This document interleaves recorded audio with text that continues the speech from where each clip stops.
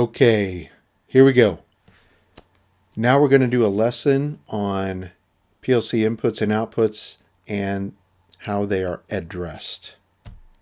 So we have some objectives for this lesson. First, we want to be able to, when we wire an input into a PLC, we want to be able to construct the address that is going to be associated with that particular location on our PLC.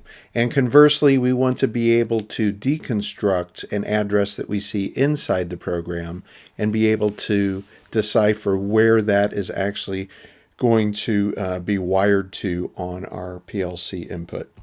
Of course, if we're going to do that for the inputs, we want to do that for the outputs as well.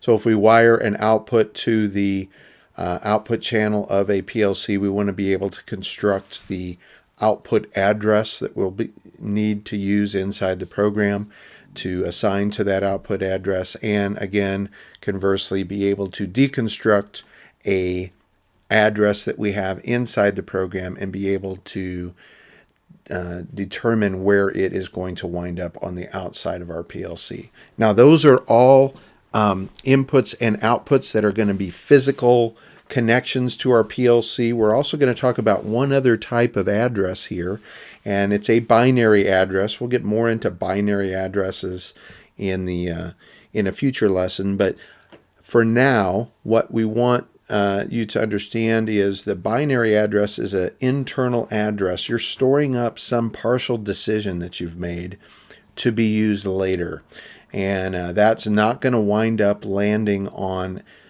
in either an input or an output address. It's just going to be an internal bit, kind of like a placeholder for you to make half of a decision and store that away and then use that later on in the program to complete your decision. Okay, so we'll get more into that when we get into the programming of those. Let's look at an input address and how we can break it down and understand how it's constructed and where it is located on our PLC. So if we look down here in the lower left corner, we see that on the top of our MicroLogix 1100 PLC is where our inputs are going to come in. Okay, so each one of those has a specific input channel. Channel is basically the PLC's term for an input location, an input screw terminal. We're going to use the term channel to denote that that's that piece of information that's coming in. So those are our input channels coming into this PLC. Those input channels will get the information that we pull out of those will get stored into our program inside our PLC.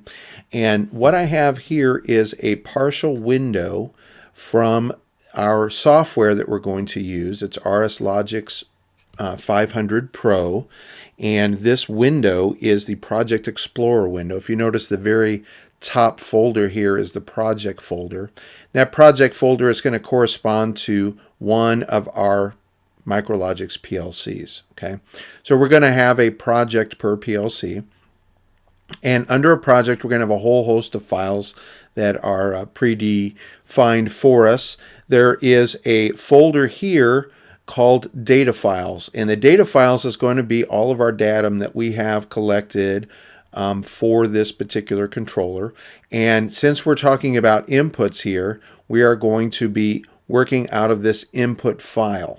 Okay, so that is the file which is held within the data folder, which is within our project folder for our PLC. And our addresses and the datum for those addresses are going to be stored within that file. So there's our input file. So we're going to be working out of there. So if I click on that, I'm actually going to bring up what kind of looks like a spreadsheet. It's going to have a bunch of numeric representation for what is actually happening on our channels. Our input address is going to be denoted with this letter I. If you notice, my file is I, and then it has a 1 behind it. Here, this letter I is denoting that we're talking about an input address. This little connection, this little snippet right here is out of the manual, the user's manual for the Micrologix 1100, and I'll be referring to that as well. But this X here tells us the file type, and in our case it's going to be an input file type. So the X would be substituted with an I, and that I is going to show us that we are an input address.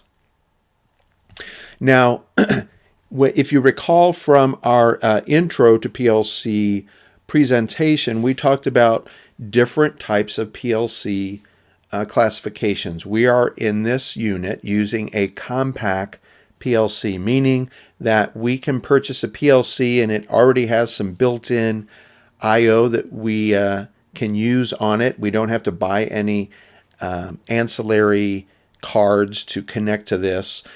That's what makes it a compact or a integrated PLC. Now, our other classification is a modular PLC.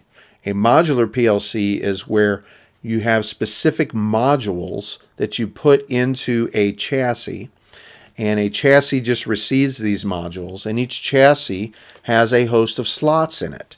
So one slot may hold the central processing unit. That's the PLC itself, the programmable logic controller, is inside the central processing unit, and that's what holds the program and does all of the actual execution of the program. And then in a slot next to it, inside that chassis, you would have a input card that you would put in there, and then the next slot over you would have an output card. And so it would actually take 3 cards for us to mimic what we are doing here in our little compact logic PLC. So our because we have a slot or we have natively onboard input addresses, we're going to call those slot 0. So we can add input cards to this little device that we have, and if we add a card, that would be slot 1, and then the next card that we add would be slot 2. But since we are native on ourself, it's automatically determined that we're going to be slot 0. Since in this unit we will be only using the native inputs and outputs that are built into our PLC, we will always be working out of slot 0. But no, moving forward, when you get into modular PLCs and when you get out into the field, you're going to be counting slots and be determining where the input and output channels are, not only by where the screw terminal is, but also what slot it is in the chassis and all those sorts of things as well. We'll get into that in the future lessons. Just so we know, inherently on ours, we're always going to be working out of slot 0 because that is the first slot, and it is physically impossible for us to separate this slot from this PLC, so that's why it's going to be slot 0. On our PLC, we have a maximum of 10 inputs and a maximum of 6 outputs. When we add cards, we could add cards that have a varying number of channels on them. Remember, a channel is just an input screw terminal that we can wire a field device to. So we have to start, in computer language, start grouping these together. When we group together different channels, we come up with a definition of grouping a number of them together. And if we group 16 of them together, we're going to come up with what we call a word. A word is a grouping of 16 channels. Now we are going to start studying binary logic and binary math. And when we do that, we're going to learn that 16 bits make a word. That's kind of why when we have PLCs, 16 channels is going to make a word. So the word is going to be important to us to be able to separate out separate words. Now, I spoke of there are cards that we could add on to different computers, different PLCs, and those cards could be in groupings of 8 channels, 16 channels, or 32 channels. And I believe now that some of the larger PLC offerings, you can get up to 64 channels. Well, when we group together channels, we always do it in groups of 16, and that puts them into a word. So we may need more than one word to be associated with a slot. In our case, we only have 10 inputs, so all those 10 fit into one word, so we're always going to be working out of word 0. Okay. I don't want you to get too bogged down in trying to understand all of this. This is, again, an overview of these addresses. And in this particular curriculum, we're always going to be working out of slot 0. We're always going to be working out of word 0. So it'll be just muscle memory for you to always go to 0.0 for our slot and word. Okay.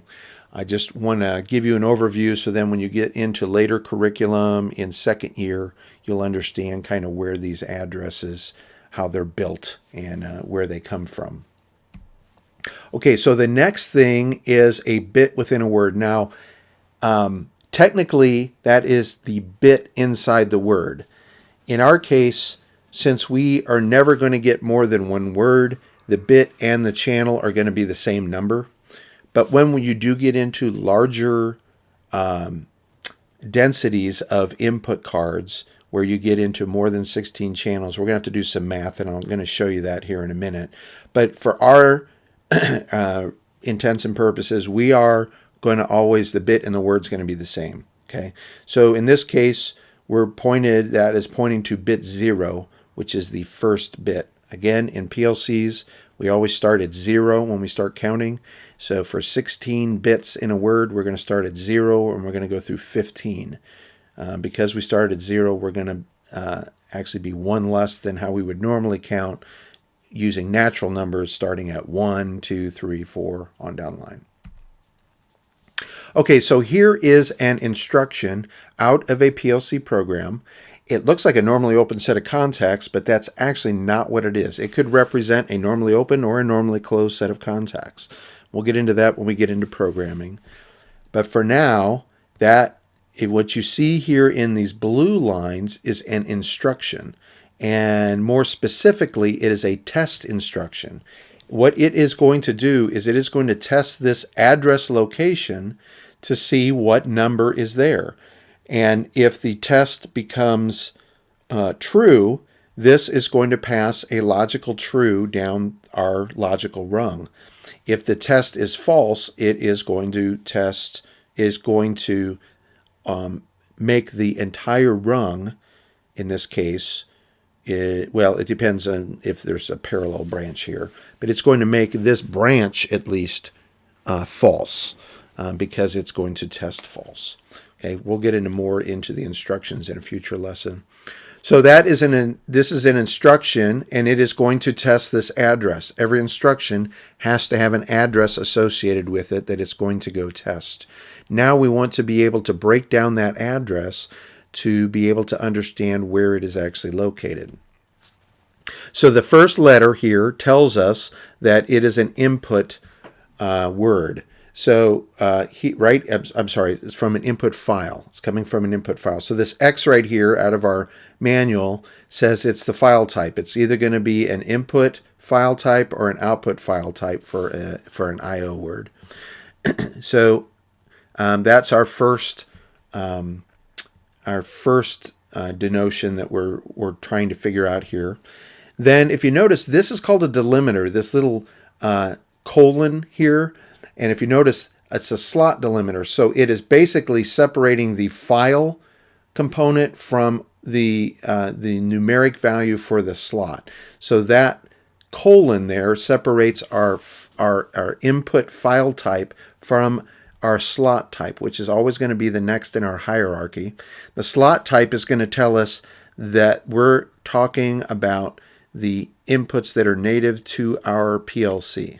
Okay, if we had a card over here, the slot would be 1. Okay, but in this case, since it's on our actual component, it's going to be a slot of 0. Then the next little dot here is another delimiter.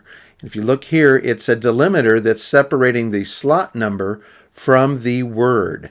and that delimiter is a dot in this case. And then the next number is going to be our word number.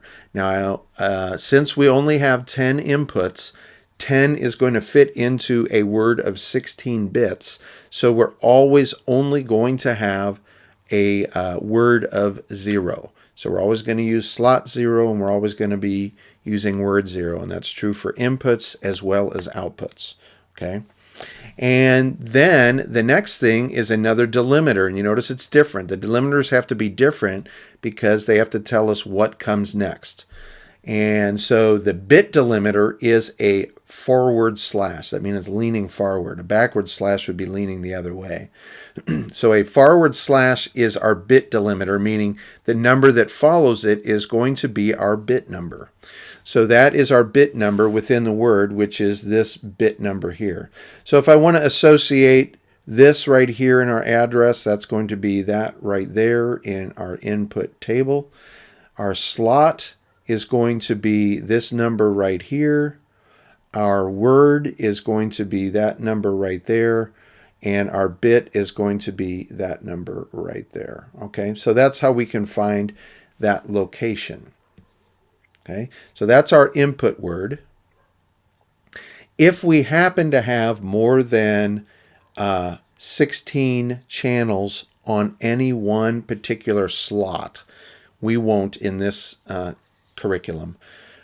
You would have to use this formula. So in our case, the bit is always going to be the channel because we're always using slot 0, word 0.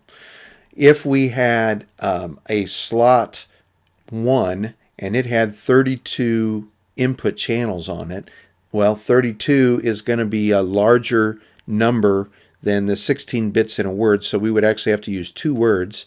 So we would have, for that slot, we would have word 0 and word 1. So once we got to the word 1, you would take the word times 16 plus the bit.